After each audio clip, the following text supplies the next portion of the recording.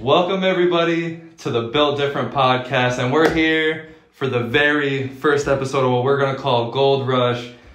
We're going to come with a lot of football, insight, analytics, bullshit. We're going to come with a lot of football. We're going to flashback you right now to the intro because we actually filmed this episode, we tried to film this episode. There was a lot of technical difficulties because, we really don't know how to work computers here. So we're going to take you back to, a quick flashback. But for me, I'm obviously an Eagles fan, as you can tell by the hat. You guys are probably thinking, who the fuck is this guy? What is he doing? Why is he an Eagles fan, Nationals fan, Knicks fan? What is he doing? Why does he do this to his life? But my least favorite team is the Cowboys because those people are annoying. I think their fans are annoying. I'm sorry if we lost some Cowboys listeners. I apologize.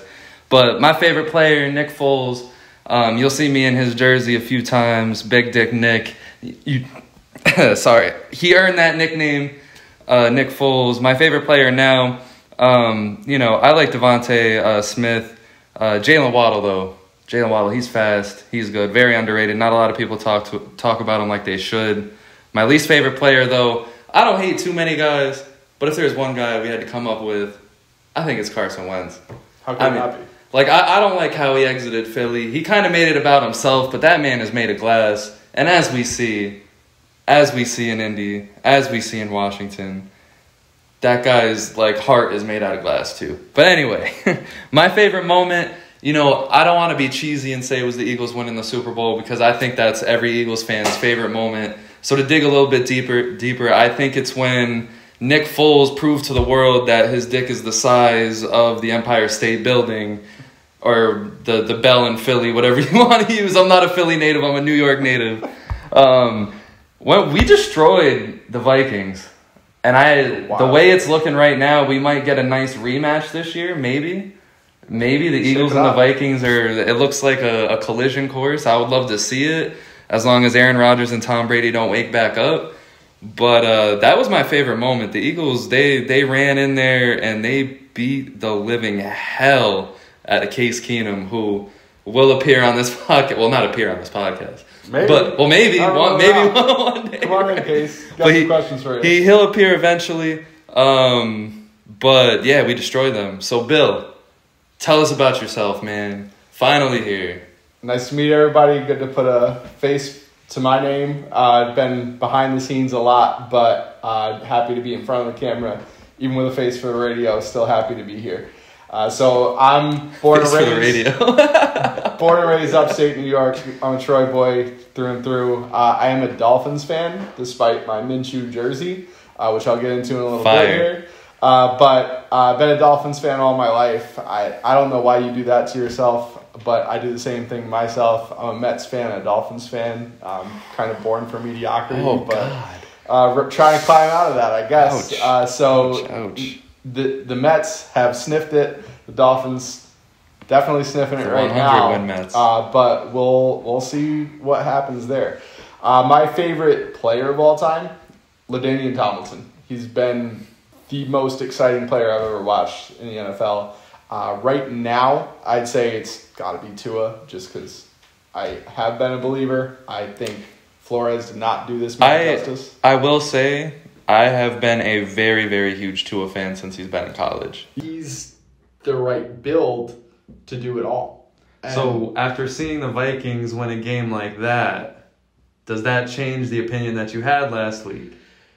Or do you need to see still a little bit more from Minnesota? It does change it. So my knock on them last week is they're only winning these games by a little bit. Yeah. But to your point, they're winning all the games by a little bit. Right. So if they can win by a little bit against the Lions or the Bills, I'm on board, right? They've been tested in these close games. And Kevin O'Connell, who's a rookie head coach, is coaching like a veteran right now. He's calling the right plays when they need him to be called. He's calling the right plays. He's staying composed under pressure. It's really working right now for the Vikings. And Kirk Cousins, he's just throwing the ball where it needs to be thrown. Dalvin Cook is just running the ball where it needs to be ran. Jefferson's running the routes that needed to be ran. It's just all a smooth, well-oiled machine. Right. Yeah. And I think Hawkinson is an absolutely underrated addition to that team. I think that's really going to open things up because they didn't have a third guy. KJ Osborne, kind of. Irv Smith, right. Kind of. Yeah. You know, these guys are average or better. Well, no. Irv Smith's an average or better talent. KJ Osborne is not an average talent. But still, they have enough talent on the field where you have to respect it a little. And then you can't give Justin Jefferson the attention that he needs to keep him remotely in check. Yeah, because that guy, I mean, that's going to be I think the interesting situation is when you get to the playoffs is how do you even guard that guy? Knowing that you have the respectable receiving core that the Minnesota Vikings do, and you have the respectable quarterback that's going to be able to spread the ball the way that Kirk Cousins can. And something else that we talked about last week is the key to success to get deep into the playoffs and the wide receivers that you need. Yeah. So let's flash back real quick to last week. So if you look back at the Super Bowl, it's Jamar Chase gets taken down by Cooper Kupp. Even back to the championship weekend, you have Jamar Chase took down Tyreek Hill, and you had Cooper Kupp taking down Deebo Samuel. So it's just not a formula for success. The last 4 teams standing all had 4 of the best wide receivers in the league. So now that we've reviewed that, the question becomes not how you can stop Justin Jefferson, but how the Vikings can stop the receivers that they're going to be up against. So in the NFC this year, you're looking at very likely A.J. Brown, who with Jalen Hurts instead of Ryan Tannehill is looking like he's that guy too. Right. Then you're looking at Deebo Samuel. Those are my 2. With now Christian McCaffrey. Yeah, those are my 2 teams that I think. A little insane. Yeah. It's really, to me, a 3-team race in the NFC right now. Yeah. I've got Eagles, I've got Niners, and I've got Vikings. Which is very fair. Yeah. And it's crazy because it's just the sneaky, like I mentioned last week, it's that sneaky Tom Brady. Yeah. Tom Brady's still there, just very sneakily. And with that said, I mean, you can't possibly sleep on Mike Evans at this point. Yeah. So if the Bucs get into the playoffs healthy, which they haven't, and they're gonna make. I think they're gonna make the playoffs at the very least. Oh yeah. At the very, very, very minimum, they're division gonna make the should be a cakewalk, and I think we might see the Falcons resume their tank job pretty soon.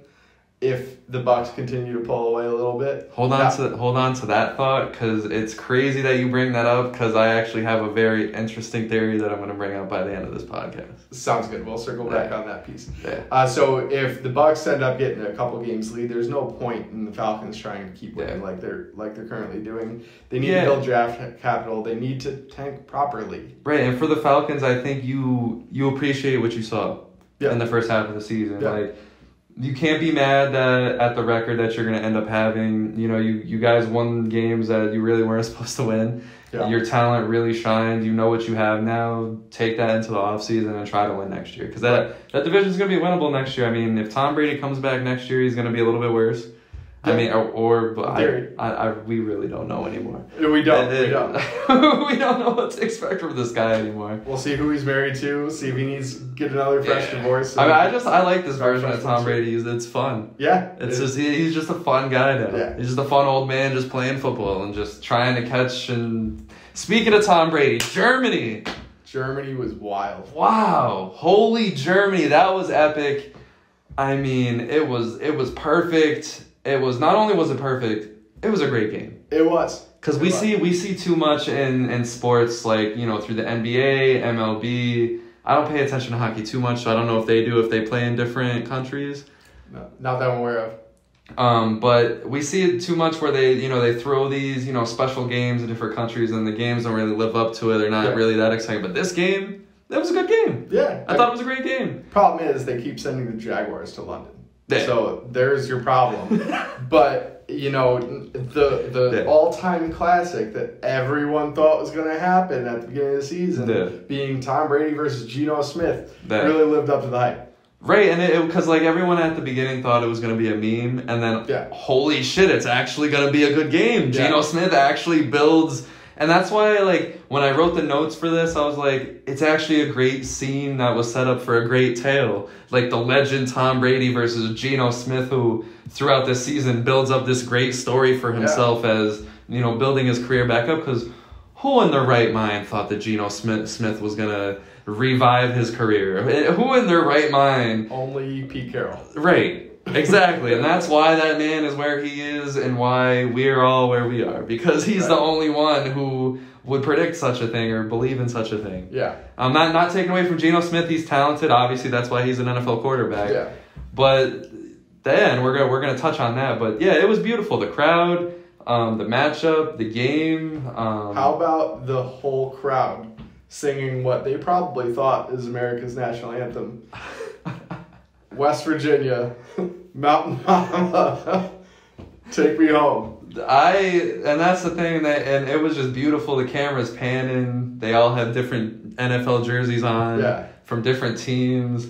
Like, I'm seeing, like, so many different jerseys, different numbers. It's just everyone's singing huge-ass things of beer. And that's something that needs to be brought over. That's something I want to be brought back. Giant steins of... Plastic steins, but still. Steins of beer being served at this game. That's incredible. That was an experience. And it was, it was at, like, 9 a.m.?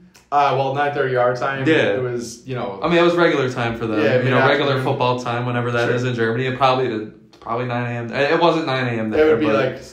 I could probably see them getting down for some football at 9 a.m. there. I could see it. They'd probably be down for football at any time. Yeah, Germany. Fuck it, why not? But it was beautiful. Great idea by the NFL. Perfectly, you know, well done.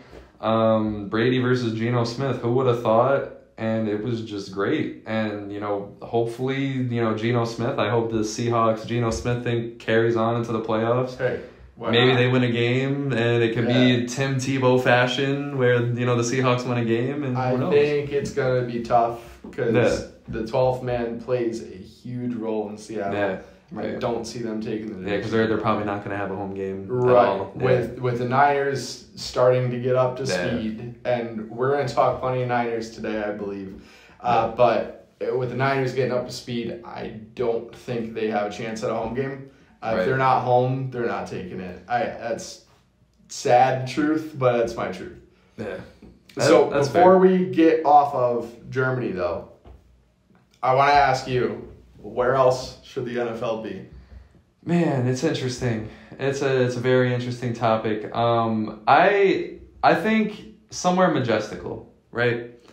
I truly think sports, and I think it's time. UFC tried this a little bit as to where I'm going to go with this, because they did this this UFC beach thing. Like, they tried to do, like, they built an arena for COVID on a beach somewhere on an island. UFC Island, Battle Island, whatever it was. Right. I want to see sports build some fantasy, like, go put an NFL field in, like, the tropics somewhere and, like, just fuck it, have a football game. Even if, like, many fans can't go, just film a football game there. I would love to see something like that on TV. Like, just one game. It doesn't have to be anything, like, crazy. I want to see something like that. I don't know why. I've always wanted to see something like me, I'm extreme. Like, I've always wanted to play a video game where I can hit a home run and, like, there's, like, volcanoes and shit erupting in the background, or like icy mountains, or, like, you know craziness going on in the background. But obviously we can't have that. So Tom wants an NFL game inside a volcano. Right. You heard it here first. Right. But obviously that's extreme, so I can't say specifically that. There's a music festival inside a volcano or something like that.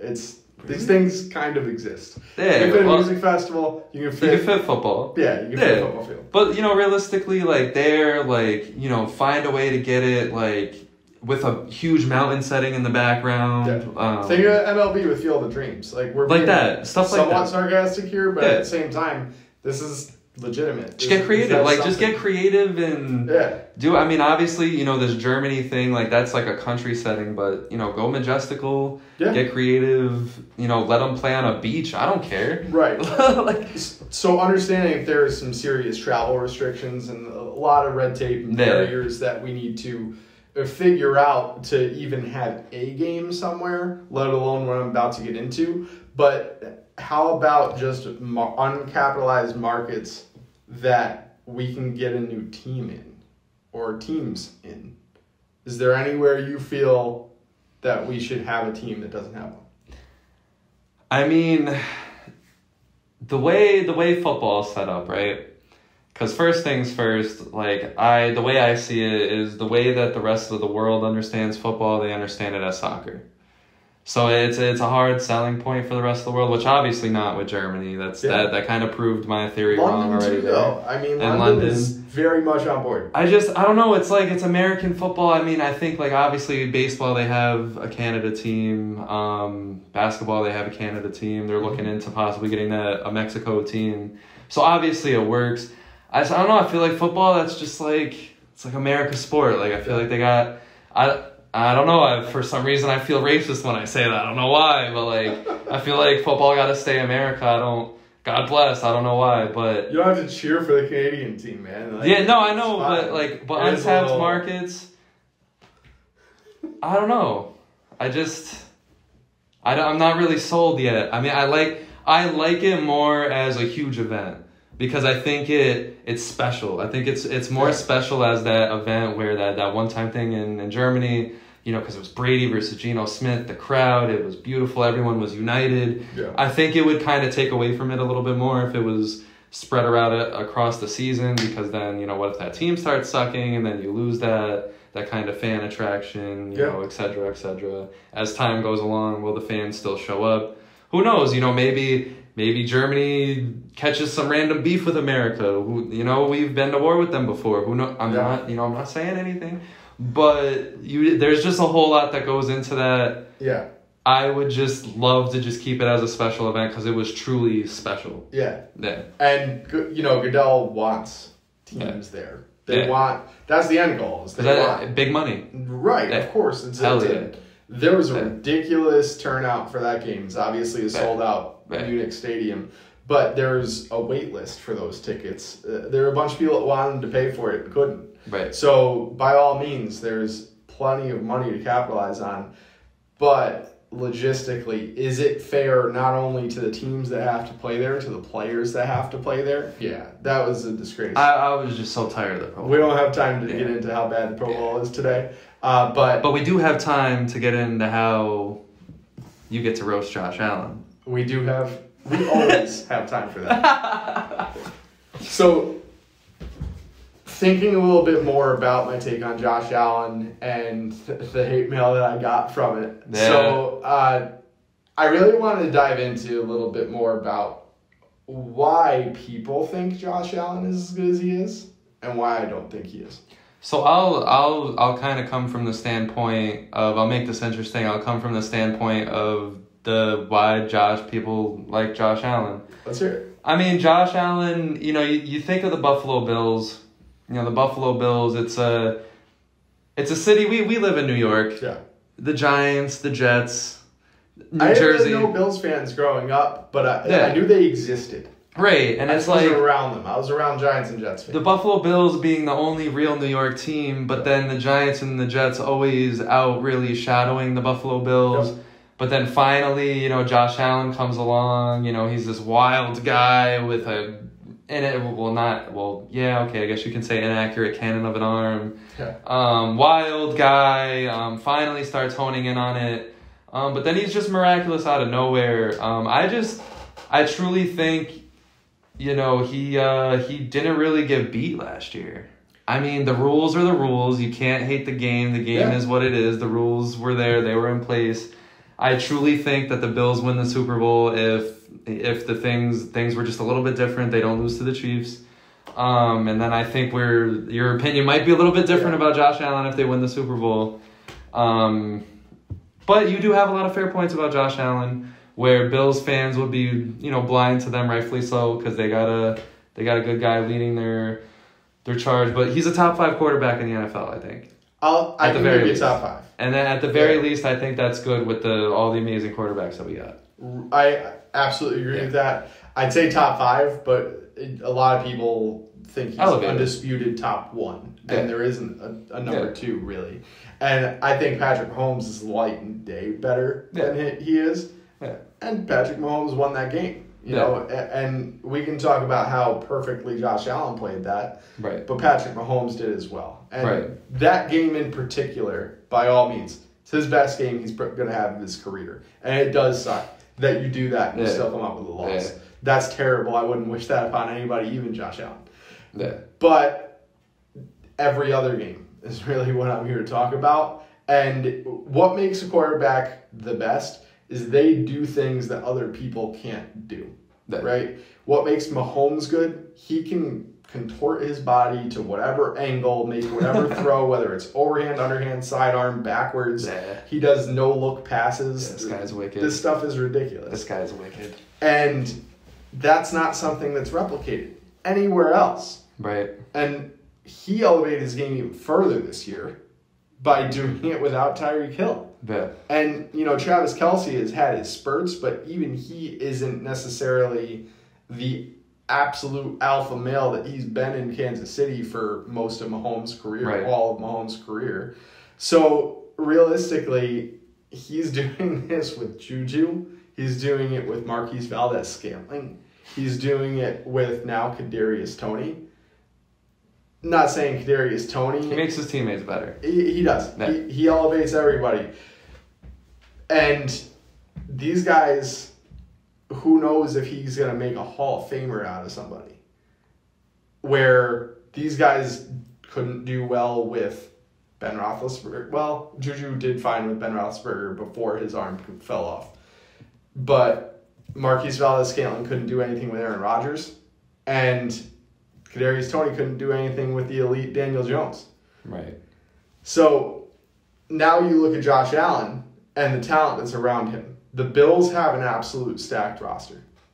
They are the best roster in the NFL from top to bottom.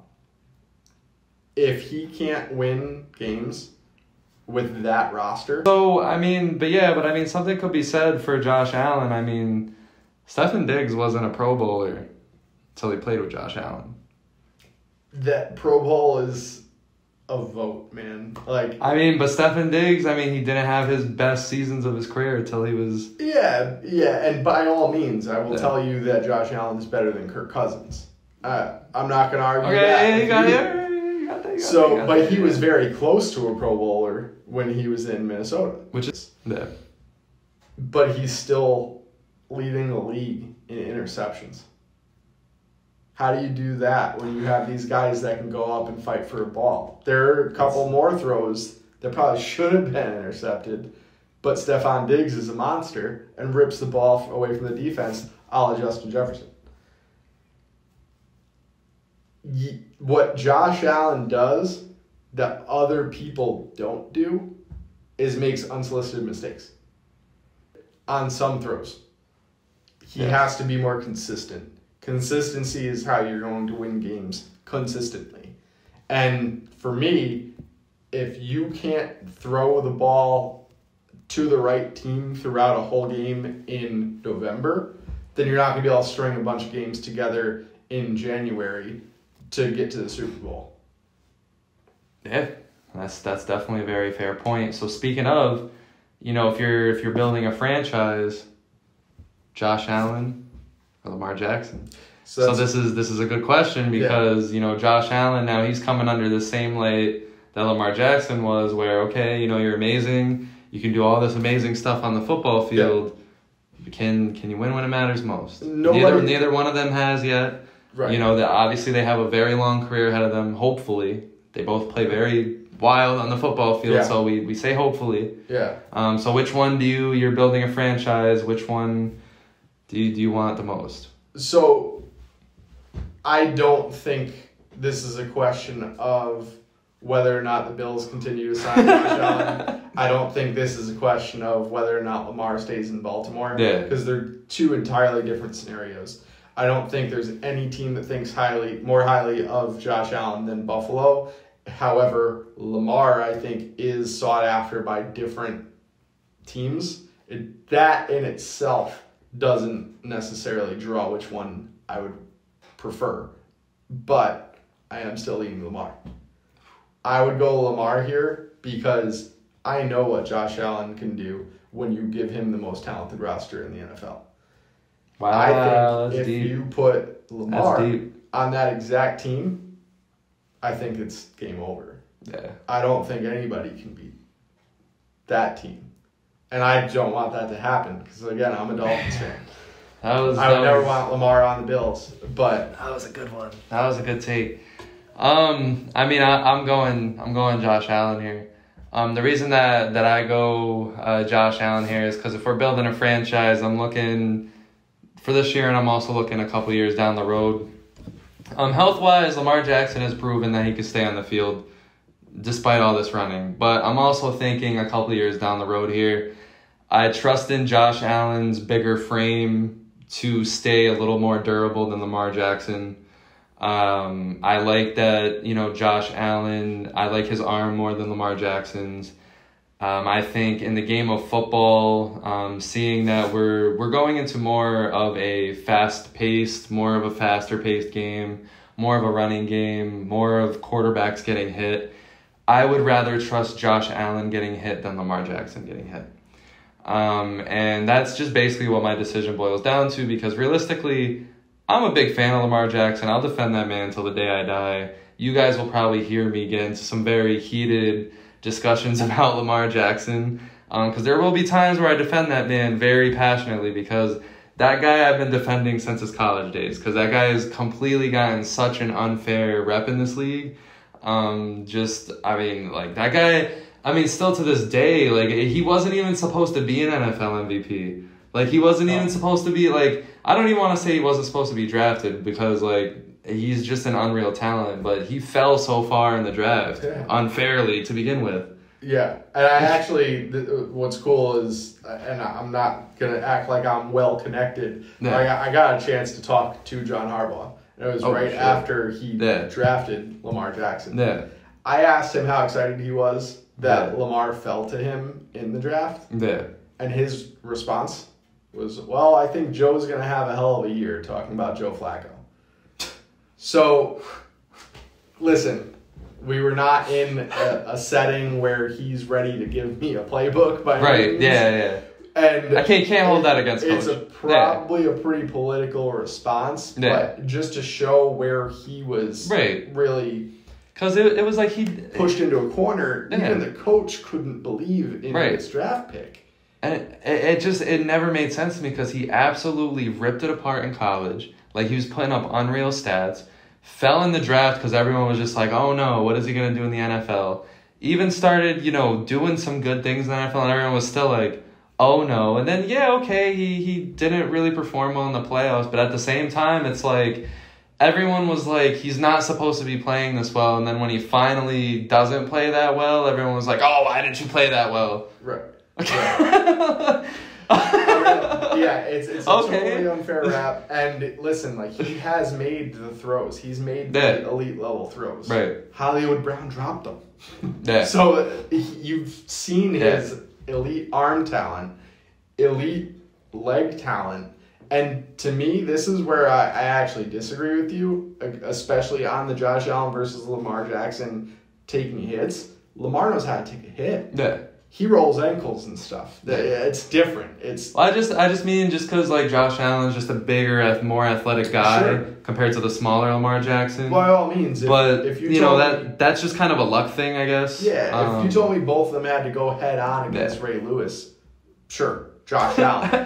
But if you told me that they get to get out of the way, I'm calling Lamar Jackson. Yeah, of course. Because Josh Allen is going to take on Ray Lewis. He's going to take on Brian Urlacher. He's going to take on whoever wants to hit him. Yeah.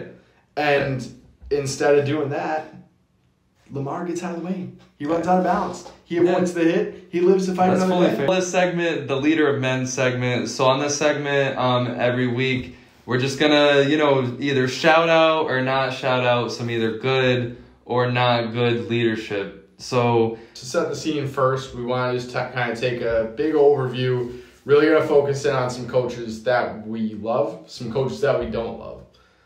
Tom, we're going to start here. I'm going to start off with Pete Carroll. I know this guy gets a very weird rep. I know the Seahawks 1 yard line, only winning one Super Bowl with that one hell of a team that they had for a few years there. But I mean, all the great stories that come from this guy. DK Metcalf specifically. That whole story of how I guess far he fell in the draft. The him somehow being an underdog even though he's a fucking freakish athlete who ran that fast before. But back on topic. Pete Carroll, I love that guy. I mean, just a very good guy that just is in a good spot, and just Geno Smith. Like I just keep coming back to this. I just don't know how it's happening, but it's just fair fucks. That's how I'll explain it. Fair fucks to Pete Carroll. That's fair. Things I like about Pete Carroll is he absolutely has belief in guys that earn it and deserve it that other people don't have the belief in. And you gave two great examples, DK Metcalf being one of them. The story about him just taking his shirt off to greet DK Metcalf after they drafted him is unreal. Yeah. It shows his ability to connect to players that can't be overlooked. Yeah. And for a guy that's generations ahead in age, shows he's still there. He's in their generation. Hell yeah. Mentally at the right level. And that's an important thing. He's not gritty and he's not doing other weird stuff. He's not there, but he's still able to connect. Because what's that guy that was just the coach of the Jaguars? You see how bad that failed. Meyer. Yes, there you go. He's not Meyer. That is the anti-Pete Carroll. Yeah. Who cannot connect whatsoever. Unless he's connecting via kicking. And one more good point about Pete Carroll, and then I don't know if you'll have another comment to this, but all those, even though that they did have that good of a team, they had a lot of personalities on that team. Yeah. Marshawn Lynch, Richard Sherman, Bobby Wagner. I mean, Bobby Wagner's a good guy. Sure. Earl Thomas. Just so many, Russell Wilson, just so many personalities. He was able to hone that all in to still win a champ, to still dominate for so many years that they did. Right. So that has to say something. Even though it was just one, to still hone that all in and win one as hard as it is to win one Super Bowl. Exactly. I know Tom Brady's won 7, but we've seen with Aaron Rodgers and Drew Brees and Peyton Manning and all these other great quarterbacks to only win as few as they did. It's hard to win. So it's hard to win in general. It's even harder to win when Tom Brady is in the league. So 7. It should count as 1.5. And really, he should have 2.5, 3, if we're using the same ratio. And that's the one part I don't like about Pete Carroll. I can never forgive him for allowing that play to be ran. But what I really think happened there, I think that is Russell Wilson playing hero ball. I think he checked into that play. I don't believe that Pete Carroll, being as smart as he is, would allow that to happen, knowing that has Marshawn Lynch on the team. So, with that said, what the fuck are you doing, Russell? Right. That's what you just cost us, Russell. But you know how much he connects to his players and how much he wouldn't throw somebody under the bus too. I'd throw Russell under the bus if that was me.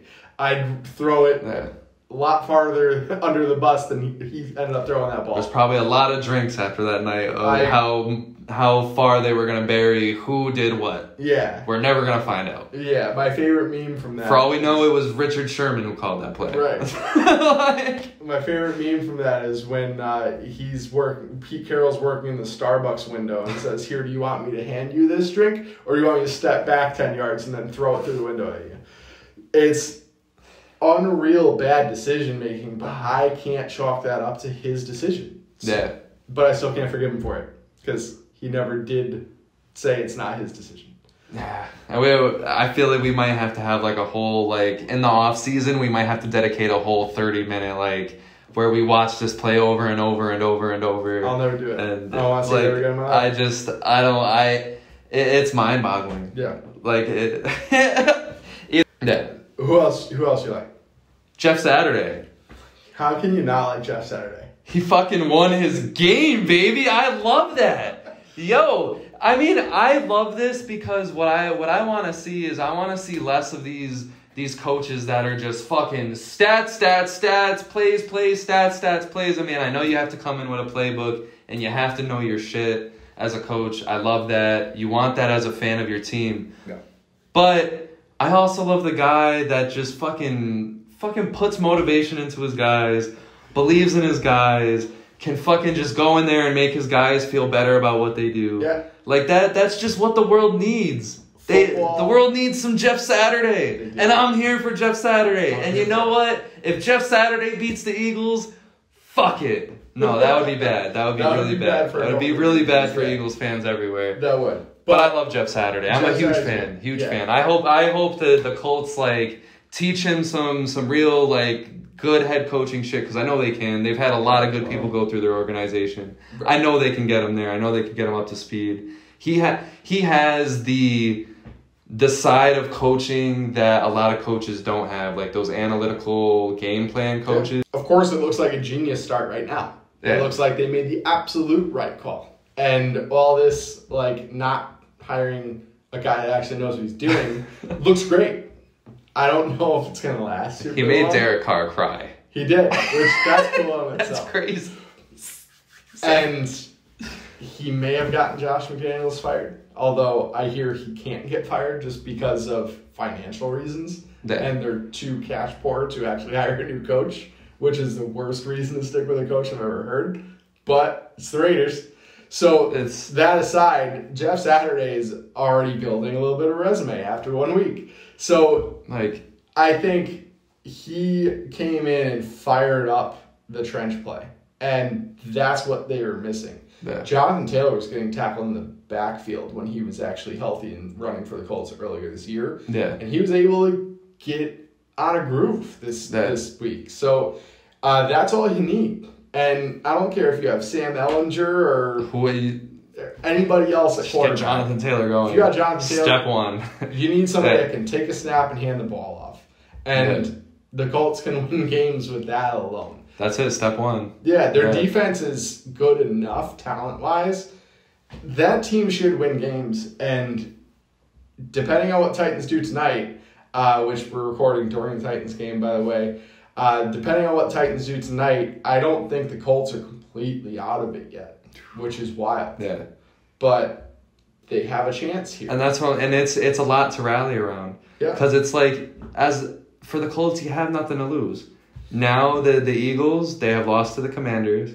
They're coming in with a lot of pressure, because it's like the Eagles, it's like you have to beat the Colts. Like you're looking at it, it's like this is the Jeff Saturday ran Colts. Right. Like we got to beat these guys, right? Jeff Saturday comes out with a moral victory if they lose by single digits. Right. That's the goal from the rest of the world to Jeff Saturday. Yeah. There's no damn way that's what he's communicating in that locker room. Exactly. He wants to win by double digits. And I appreciate it. Like I said, I want to see, and again, I'm not saying like coaches need to come in completely brainless, like we need more brainless coaches. Yeah. But this is the side of head coaches that there needs to be more of. Like this needs to be, it's more than just the book. It's more than just, the stats. Our love affair of Jeff Saturday were some of the coaches that you love.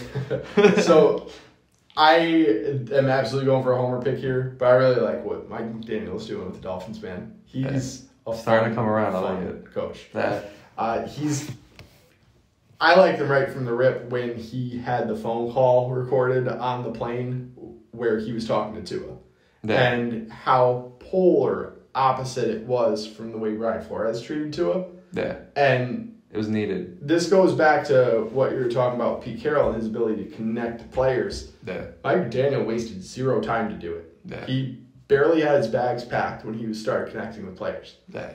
And from everybody that has commented on him from his past stops, and from the people that have joined him, like Wes Welker, who's our wide receivers coach, and the staff he's built, it's a community of people that believe. Yeah. And he's got it really built into the players now.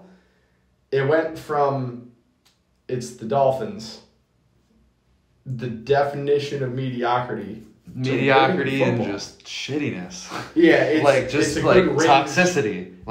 It's a range between shitty and mediocre. Yeah. It capped off at mediocre, but just as often it was awful. Right. So, plus you have controversy between, the Coach Jonathan Martin stuff, the coach, what was he?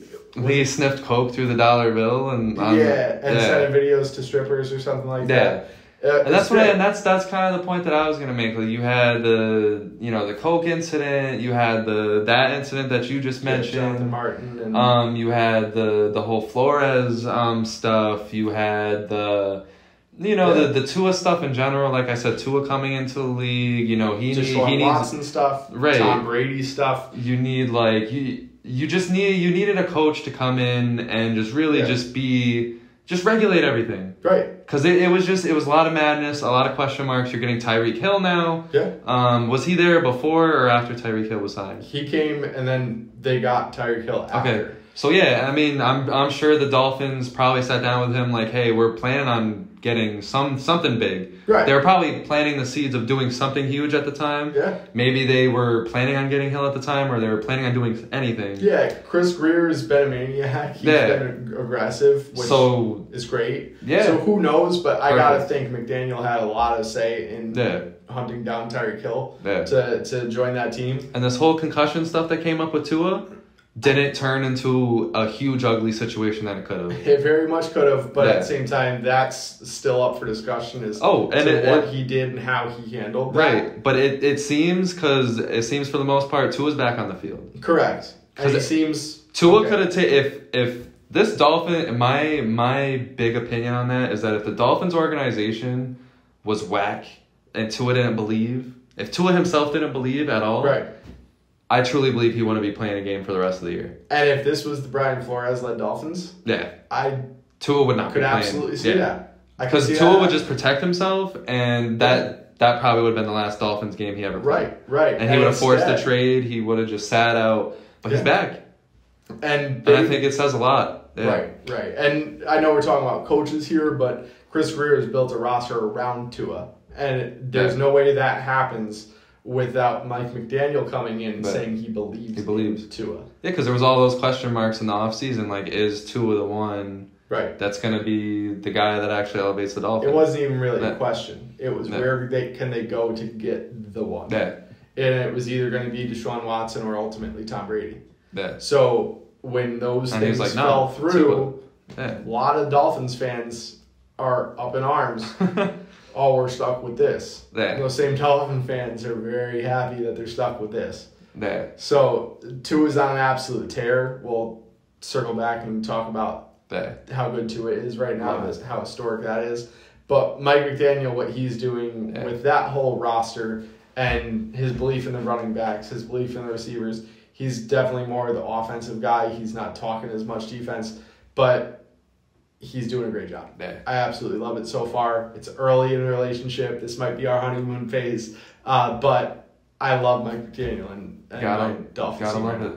You gotta love giving a coach offensive weapons and him actually knowing how to use them. Yeah, because that's the big thing. Like you can give any coach some of the top guys in the league, and if he knows how to use them, I don't care. I like I said, it just says something. Yeah, it just says something about the coach. I don't care. I don't care if a team has the most talented guys.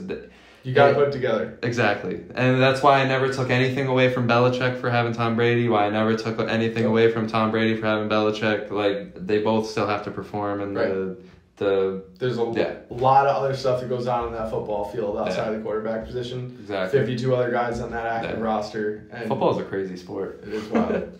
Another guy I love, and this gives me a little bit of Jeff Saturday vibes, and I'll explain why in just a second, is Mike Vrabel. So the Tennessee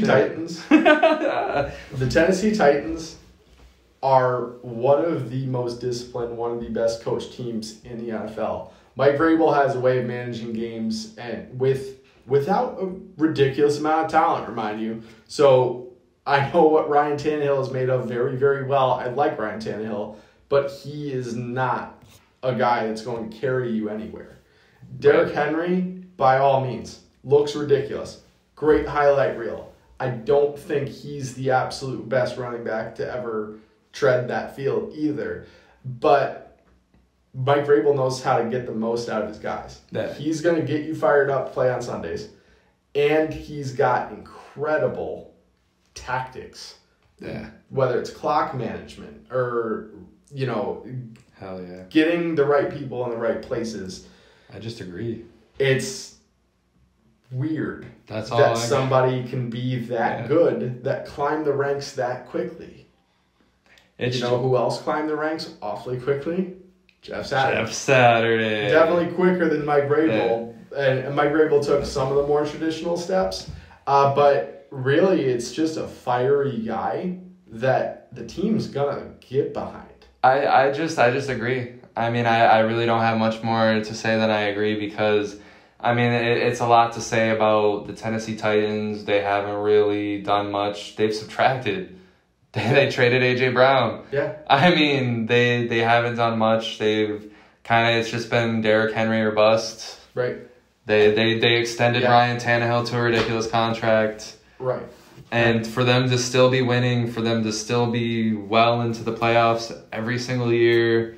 Yep. Yeah, great coaching, great system. I just hope, for the sake of him, that eventually he gets a team that he can take to a Super Bowl. Right. And while we're recording this, the Titans are up 20-17 right now against the Green Bay Packers. So, going into the fourth quarter. Oh, that's a good game. Packers need to win that. Yeah. I think both teams really do for a few different reasons. It's an important one for sure. Yeah. And a better game than what we got early on in the Thursday Night Football showcase. Yeah, man. I mean, when I woke up on Monday, it was the Commanders. I don't know. I don't know why. I'm an Eagles fan, as you guys know. I know I'm wearing a Rams jersey, my Aaron Donald Super Bowl jersey. Got it after they won. I really like Aaron Donald. I felt it coming. I just felt it in my soul.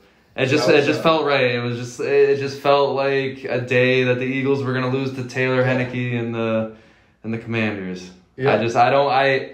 Am I disappointed?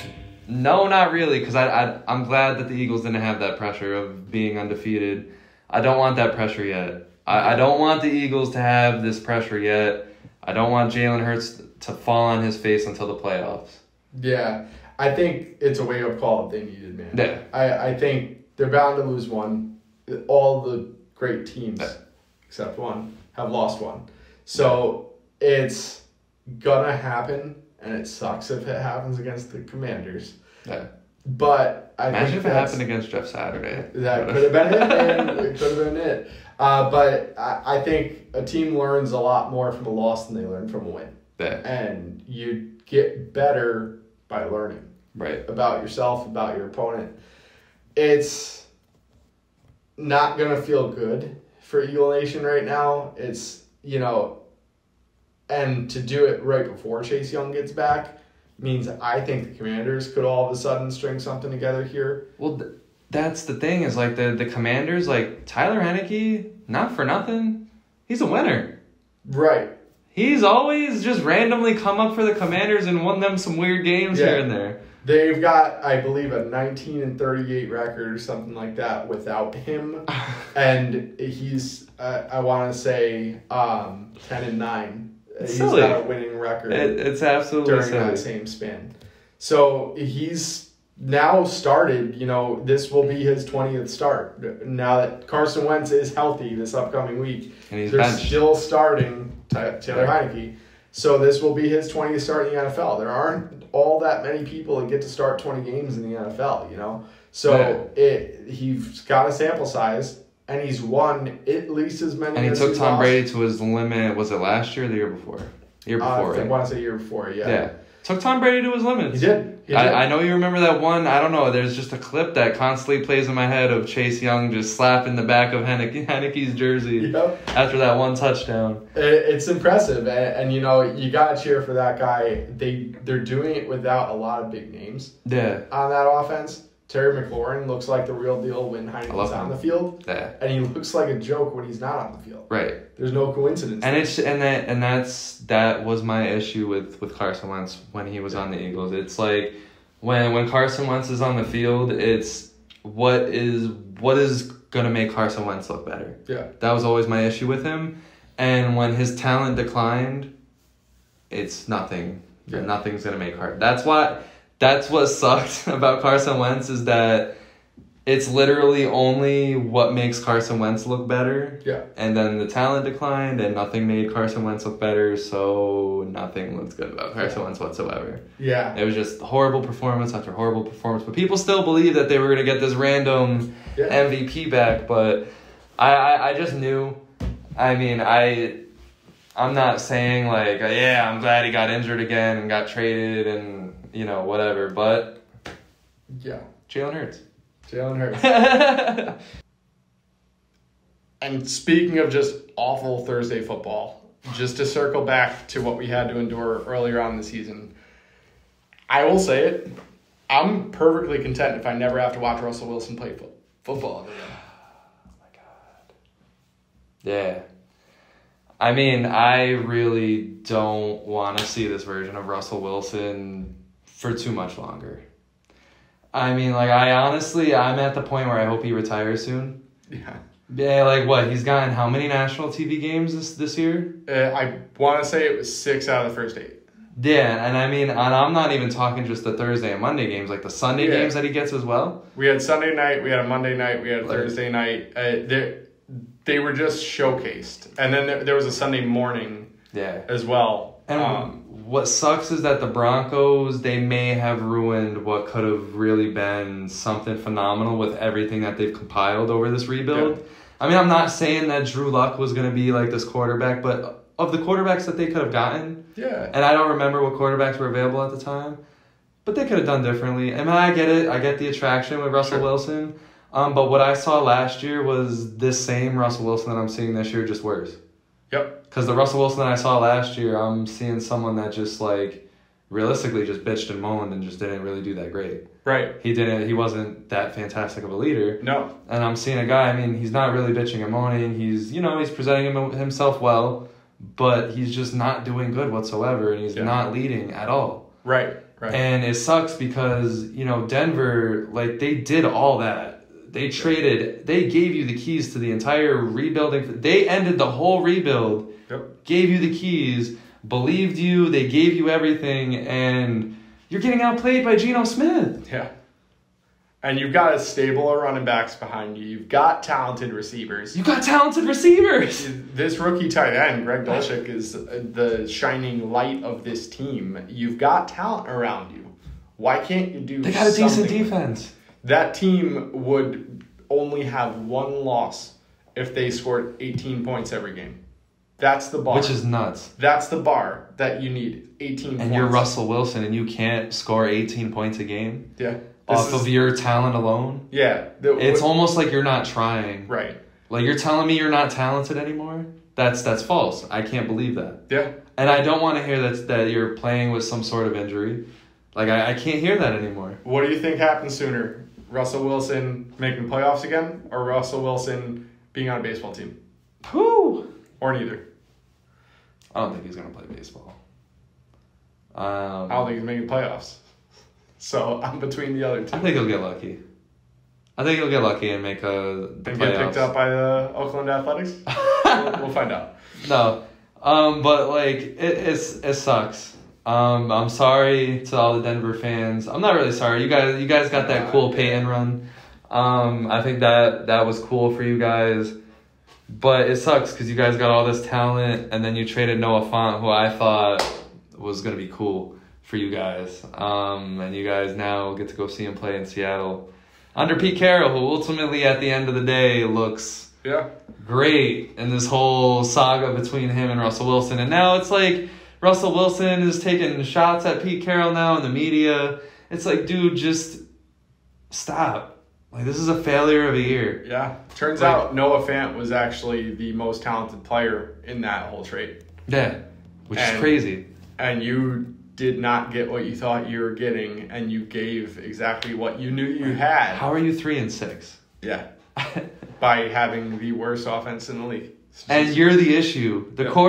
Who would have thought after trading for Russell Wilson that after 9 games you're 3-6 and you're the issue? Yeah. You go from Drew Lock to Russell Wilson, your offense gets worse.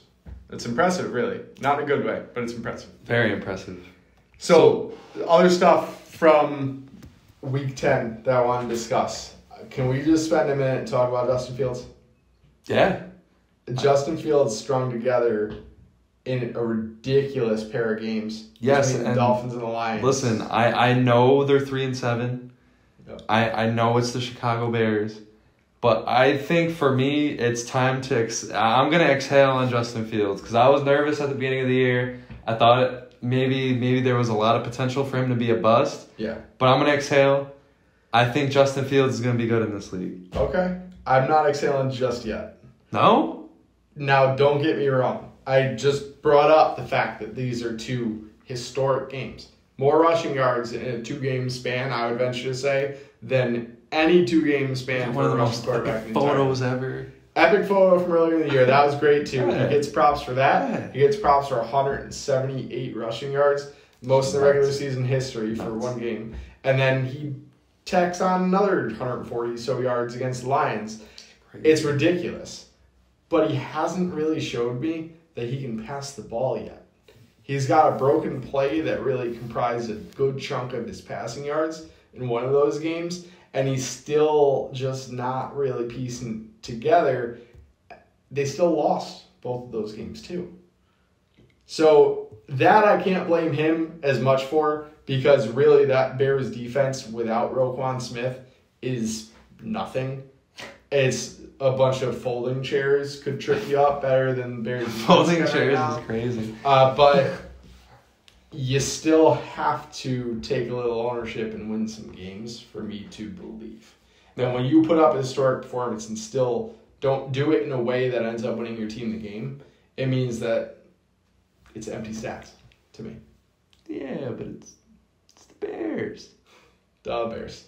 It's something cool for the Bears. We'll flip him a cookie here, but it's the still Chicago Bears. Come on, Bill. It's the Bears. You know, nothing good happens for the Bears. It's something special. It's not this guy's special running now. everywhere. Come on. He is running in a lot of places. He's just running everywhere. But it's not going to run him to the playoffs. I mean, I would like to see him throw more, but I mean, it's a start for me.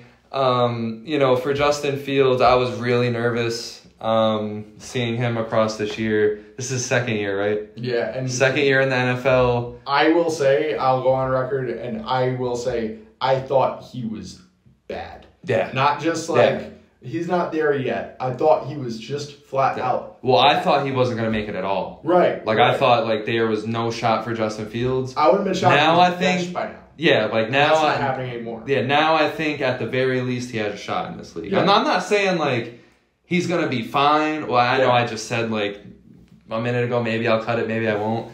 That he was gonna be fine. But I think at the very least now I can see his path to success at the very least now. Whereas before I was like, okay, now I'm just waiting for the Bears to get through the season and get their next quarterback. Right. So with his ability to rush, I think if you take somebody that can rush like that and at least has some throwing ability, I think this is what the Saints wanted Taysom Hill to be. And I think if you are a smart enough coach and you have that's you also believe the thing to be too. a better arm talent, but just not quite enough, and you're going to need that creativity. Why not bring in a guy like Justin Fields if things don't work out? If he doesn't develop that arm talent anymore with the Bears, then there's a chance down the road you see something a little bit more creative like that. I don't know if it really happens because quarterbacks are expensive. You're going to have to pay him quarterback money even if he's not giving you quarterback stats. So I don't know if it can happen, but if I'm running this pizza shop, that's kind of where I would try to go with it if the cards were stacked right. Do you think Jeff Saturday has ever ran a successful pizza shop? I think so. I feel like he has. Yeah. I think I have a very strong feeling Jeff Saturday's ran a successful pizza shop. It's probably one of those shop classes while he was coaching high school. Maybe he was also teaching some business classes in the high school, teaching them how to run the pizza shop. I could see it do a little side hustle right off the side of the cafeteria. I can see it. Excellent. So let's dive into Bill's block. So I did want to talk about a DraftKings lineup. Last week, not stellar, but not bad either. Cashed in my 50-50 lineups. but probably wouldn't have even cashed if I got a double up. So it was really treading water. Didn't do a whole lot in the tournaments. So not really the outlook we're looking for, but not bad either. If you're doubling your money, you're still doing okay. So this week, it's a little tougher because you know how I love to target Miami's defense. And we don't get to do that this week with Miami on the bye. In addition, Miami showed a little bit more, gusto with Bradley Chubb actually getting up to speed a little bit and shutting down the Browns a little bit. Nick Chubb didn't run all over us like I expected. That was really where last week's lineup flopped, is Nick Chubb being held to pretty pedestrian stats. But this week, there's still plenty to target. So first thing I'm doing is I'm going to introduce a Cowboys stack. So the Cowboys this week are playing... You're going to need to edit this part because I need to pull the line up. Get a little charge on that. Yeah. I was getting a little nervous. Yeah, we're doing great right now. Excellent. Because I think right now, we're cutting off like 20 minutes so far. Yeah, about that. So the Cowboys this week have the Vikings. The Vikings, by all means, can score a lot, but they can also allow a lot. And they allowed quite a game last week to the Bills. They allow a ton of points to wide receivers. And, Stephon Diggs didn't find the end zone. That was my one miss on the touchdown parlay. But the other 4 did score that I had. So, it salvaged the day. Just always better if you can get that 5 for 5. Yeah. This week, I've definitely got CeeDee Lamb scoring. CeeDee Lamb has an awesome matchup against Patrick Peterson in all likelihood. Minnesota also gives up a ton to the tight end. So I love Dalton Schultz as well. Finally looking a little bit better. The knee's holding up a little bit better. That, I believe it's a PCL, is just a nagging knee injury. And it's not going to be completely gone probably for the rest of the season. But after the bye week, he definitely looked better than he did, running with a little bit more confidence into his breaks, out of his breaks. So I like Lamb. I like Schultz this week. Therefore, I like Dak. So this is definitely gearing up to be a little bit more of a tournament lineup, a little bit more of a lottery ticket style. Should still be fine with that as your basis in cash games. But with the way I conduct the rest of this lineup, it's going to be a lot more tournament-based because I'm spending up and we'll definitely have to go studs and duds the rest of the way. So don't encourage the rest of this path for your cash lineups. But I think that's a good starting point if you want to build your own cash lineup just using the Cowboys stack. For my running backs, and this is where I'm really spending money, it's going to be Nick Chubb. I'm going back to the well here. I think the Browns going against the Bills. The Bills absolutely have led up some good production to running backs over the past couple of weeks. Dalvin Cook, by all means, played lights out football. Really looked very, very good against the Bills. But the Jets, just the week prior, you saw both Michael Carter and James Robinson both have some solid production against the Bills. So definitely love Chubb there. And Jonathan Taylor against the Eagles. Eagles defense has been solid, but they definitely do give up points to running backs. I think that entire Colts offense has to run through Jonathan Taylor. We did really dive pretty deep into what the Colts are moving forward, and they are trench play. They are Jeff Saturday. They want a big push from the center, and Taylor runs right behind him. Quentin Nelson's a beast, so I really think they're going to be opening lanes. I think they're going to be a little bit more creative with offensive line play, and Taylor has to run well for the Colts to have a chance. And I do think the Colts actually somehow remain competitive the rest of the way. So moving on to wide receivers, really had to spend down here. Damiere Byrd from the Falcons. Who? That's right. Damiere Byrd is only getting about a 40-50% snap share, but he's getting targets from Marcus Mariota. So Damiere Byrd is my number one play at wide receiver. Skowronek from the Rams is number 2. He is the other small white guy that Matt Stafford gets to throw to. He targeted him a lot already, so with Cooper Kupp going down, those targets have to go somewhere.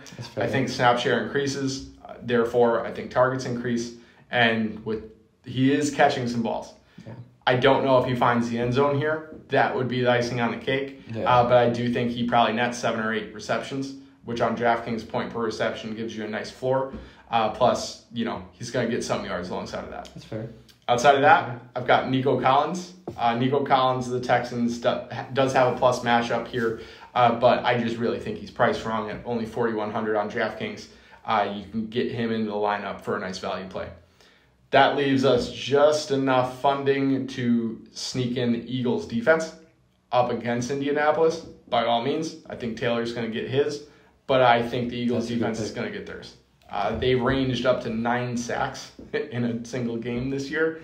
And even if Taylor does, and that offensive line does make good, solid work of the Eagles defensive line, I think when Sam Ehlinger does end up inevitably dropping back to throw some balls toward the end of the game when they are behind by double digits, I do think the Eagles will get to feast a little bit. I could absolutely see a defensive touchdown because they really are better in all 3 phases. That wraps up DraftKings lineup. Again, that's tournament play. Definitely some other guys you can consider, some really good matchups to consider for cash games.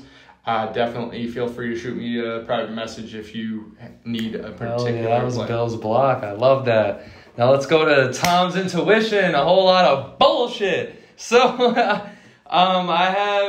Jeff Saturday almost beats the Eagles.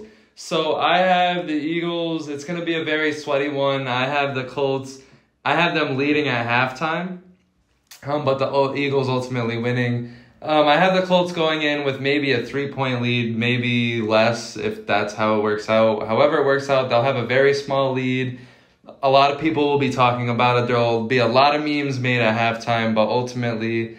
I think the Eagles win by like 1 possession, maybe 2, but it'll be enough to make a lot of people talk shit. I think the Eagles win, but Jeff Saturday comes close enough to give him props.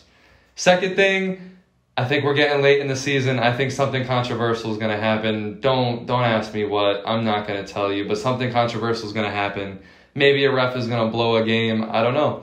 And then the third thing is the Falcons are going to embarrass themselves, but they're going to do it on purpose. I think they're going to absolutely blow their game. The basis of me saying that was that their opponent is the Bears. The Bears. So the Bears, both of these guys, they're competing for draft picks. I think the Falcons are going to absolutely blow it. And I also think they're going to also make Justin Fields continuously look good.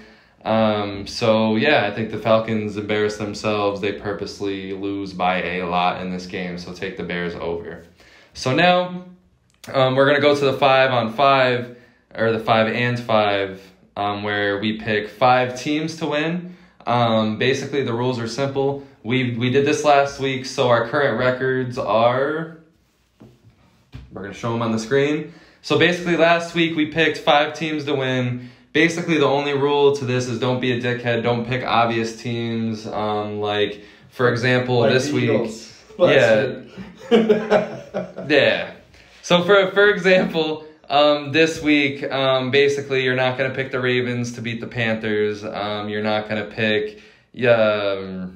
You're not going to pick the 49ers over the Cardinals. I think that's fair. Yeah, at least if Kyler is not playing, which it's looking like he's not. Yeah, like stuff like that. Anything with, a spread of double-digit points or really anything particularly close, don't be a dickhead. Yeah, and then at the end of the year, there'll be some bet made. We'll film something stupid or there'll be some big prize on the line. Who the hell knows? We'll figure that out.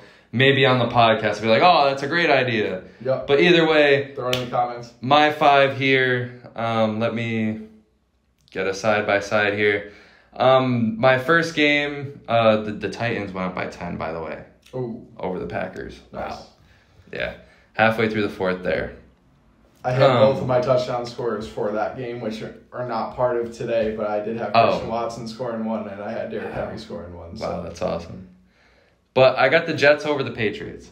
So I think that's going to be a huge game for both teams. Both teams need the win if they want to keep competing. I think this is the Jets. They're going to finally take a stand. I don't think they're going to make the playoffs this year, but I think they want to make a stand against the Patriots, and I think they're going to do it right here. I think they win this game. The Raiders, I think that they win. Derek Carr was crying in the press conference. Russell Wilson, I think he's going to continue to shit the bed. I think this is the perfect match to be very ugly, very gruesome game. But I think the Raiders, I think they're going to come out with a very irrelevant big win for their season. The Bears, to correlate with what I had just said, I think they beat the Falcons.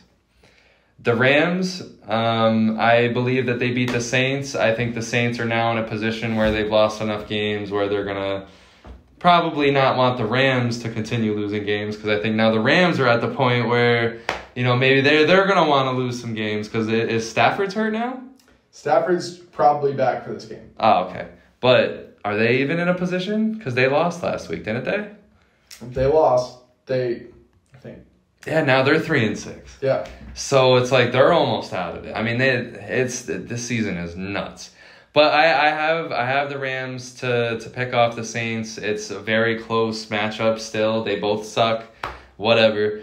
And then I have the Lions to upset the Giants. Now, normally, if I had picked the Giants, this probably would have went against our rules that we have, but I have the Lions to beat the Giants. And the reason why I say that is because I think the Giants, they're high on their horse. I think this is perfect, the perfect time for them to get knocked off their horse. I feel it coming. Lions are going to upset. I think the Lions offense is going to shine. They still have one of the better offenses, and I think it's going to come through.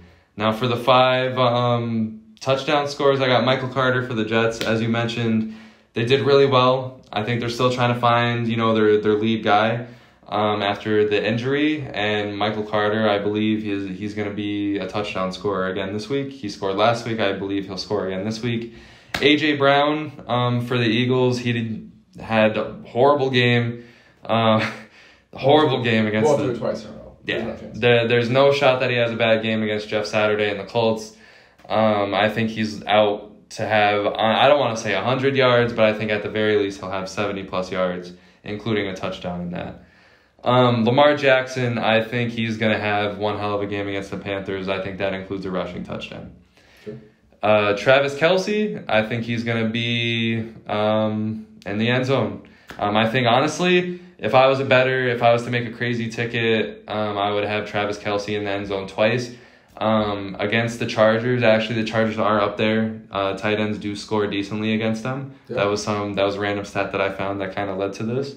And Justin Fields, I think he's going to continue to score. That's going to correlate with what I said about the Falcons. I think he scores another touchdown, a rushing touchdown this time against the Falcons. And that is my 5-5. I don't think the Giants over Lions is necessarily against our rules here, because it's only a 3-point spread. Okay. The Giants are -3 at home versus the Lions. I do think that's a close game. Somehow. I mean, the Giants haven't beat anybody by a lot. Right? Yeah, that's fair. So even if they're the favorite, they're not going to be a favorite by a whole lot. And I'll give you this one. Because I picked the Lions, I'll give you this one. Yep. I'm glad they're fair game. Because you picked the Jets, I'm going Patriots. Okay. You picked the Raiders, I'm going the Broncos. You picked the Bears, I'm going the Falcons. Oh. You picked the Rams, I'm going the Saints. So we were complete opposite? You picked the Lions, I'm going the Giants. I didn't intend to do that, but once you told me, I had 4 of these, and then, I really don't think the Broncos are going to win.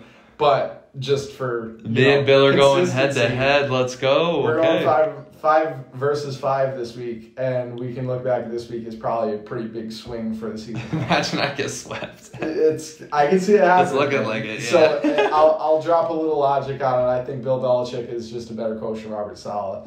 Night and day. Yeah, I think Ramondre Stevenson is a good enough back where he's going to end up getting more points than the Jets do as a team. Yeah. So I got Ramondre probably scoring 2 touchdowns.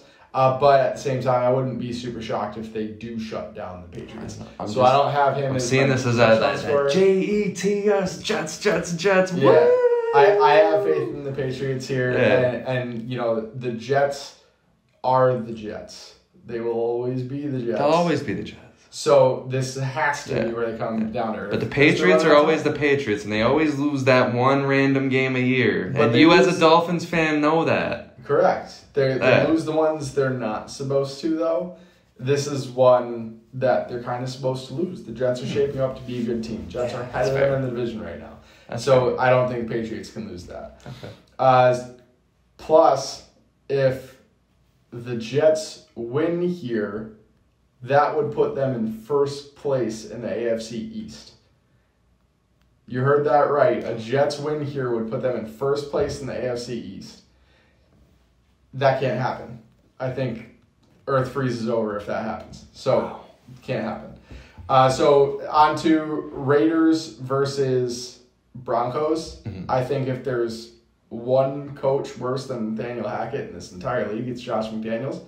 So, I think the Broncos do have a shot here. Raiders' defense has been so atrocious that maybe, just maybe, the Broncos... This is Russell Wilson's comeback They train. can get up to 18 points this week. So, I think that's the keys to the kingdom there. I don't think Derek Carr is going to be able to do anything because the Broncos' defense is actually good. Do you feel like shit if you look back on your season? You're like, damn, if I just scored 18 points every game, I'd actually be I might be in MVP contention. In the playoffs. And in the playoffs. Yep. So, absolutely you do. So, I do have Broncos over the Raiders, Falcons over the Bears. See, I think Justin Fields is going to show up again because it's another bad defense. He gets 3 bad defenses in a row, which is going to make anybody look a little bit better. But they know how to do just enough to do everything except for win a game. And I think Falcons do know how to close out games. Believe Marcus Mariota is a veteran in this league all of a sudden, which is wild. Which is odd. But he knows his way around a football at this point, it looks like. So I've got him as a solid quarterback sleeper for DraftKings purposes. If you want to plug him in instead of Dak, feel free. I wouldn't really stack with a whole lot outside of that sleeper Damiere Byrd, which it might not get you a ton, but it might get you enough as well. So Mariota instead of Dak could work. Then I've got Saints over the Rams. I think the Rams are just bad in general and are going to be a whole lot worse without Cooper Kupp. So I don't think they can win while Kupp is out, and we'll see if he even makes a return this season. Do they have their draft pick? I don't think so. Yeah. I don't know if they have any draft picks left. Oh, the Eagles have the Saints draft pick. I know that. They have the Saints, yes. And which is nuts. You have the Lions over the Giants. I just don't think it can happen. I think the Lions keep it close. I could see them covering the spread even. I could see the Giants winning by a game-winning field goal right at the end. So I do have Giants. Okay. I think Barkley's going to run rampant over the Lions. I think he's just too much of a favorite to score a touchdown, so I didn't include him in my 5 touchdown scores, which I'll get into in just a second. But I think Saquon has a ridiculous game, and I think the Giants pull. So. And on to my touchdown scores. So I've got a few names that I already gave you for the DraftKings lineup, but I'll recap here. My 5 touchdown scores of the week are Jonathan Taylor, Nick Chubb, CeeDee Lamb. I like all 3 of those in their matchups, all really favorable matchups and plus very good players. Then I'm going to pivot down to some lower tier running backs compared to those players. I'm going to Antonio Gibson. I like that. Yep. I like that. The Commanders have a huge plus matchup for running backs in particular against the Texans. And then I've got Isaiah Pacheco from the Chiefs. So if you haven't noticed, Clyde Edwards-Helaire is basically not on the team anymore. He had, I believe, 2 touches last week or 2 targets, something. It might have been 2 snaps. Any which way, not very favorable for CEH. Pacheco is really taking over that backfield. McKinnon's in on passing downs.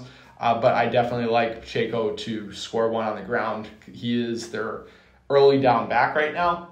The Chargers give it up on the ground. Should be golden there. There you go. So would you have a bonus bet?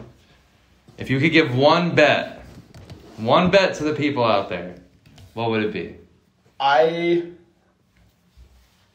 like the under on the Rams and Saints game. I think both defenses are a lot better than their offenses are. And I don't see a ton of broken plays from either of those defenses. So I think that's a game that could go well under. Feel free to shave a couple points off. I don't know what it is live right now. I believe the line has already moved down a bit. Yeah. But feel free to take it wherever it is. I'd be comfortable taking under 40. I'm gonna take the over on the Lions and the Giants, and I'd even be comfortable with taking an all to over. So I believe it sits at 45 right now. I would be comfortable. I feel like it can get into the 60 range, a 33-30 kind of game. That's if you want to get crazy. So I would bump it up to 50, like a 25-25, that kind of range. I would do an over 50. I believe that would probably put it towards the plus 200 range. That's where I would honestly go with a bonus bet for all the viewers out there. But yeah, let me circle back.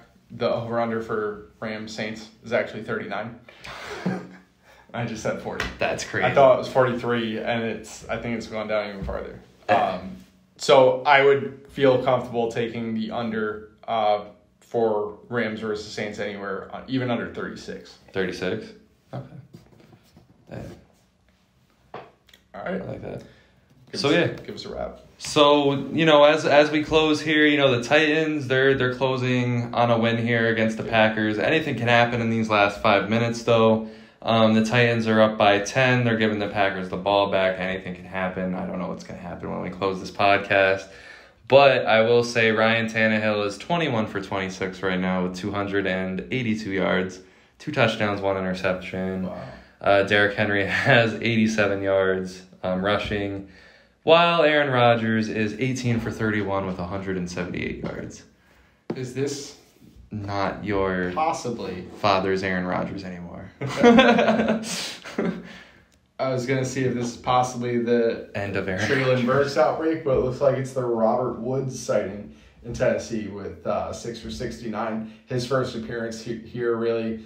I don't see a whole lot on this stat sheet that makes me scream that this Thursday night game is going to spell out a whole lot of what we're going to see for the rest of the season for either team. So not a ton to talk about from the Thursday night matchup. I'm sure it'll be a whole lot more. This is the end of the Packers if they lose, I think. I think you're right. Because if they lose, this puts them at... This will be 4-7. A whopping, 4-7. They have no shot against the Vikings. And they would... it doesn't put them out because, they can win. It puts them in a rough spot because now they're waiting for the Giants and the 40. Well, yeah, that's the thing. It's the whole 49ers thing. Yeah. It's going to be a tough sledding for them. They'd be 4-7, and I can see them losing to the Eagles, the Dolphins, the Vikings, and frankly, they tend to drop additional ones that they shouldn't. So, Aaron Rodgers needs more shrooms to get through this one, boys and girls. So with that being said, that's another episode. We hope you guys enjoyed. Definitely like, subscribe, share. We have a lot more in store. This is going to be the first NFL episode of many. Country Roads, Take Me Home. What do you got? What do you got to say to close? That I belong. So thank you for watching. If you made it this far, make sure you like, subscribe. Appreciate you being here. Shout out to Belgium. Hell yeah, I can't forget. Let's get an NFL game in Belgium. Hey, why not? Why not? I'm going to have to do some research. Let's find a geographical spot and build a stadium in Belgium if they don't have one already. Thank you, Belgium. Yes, have a good night, everybody.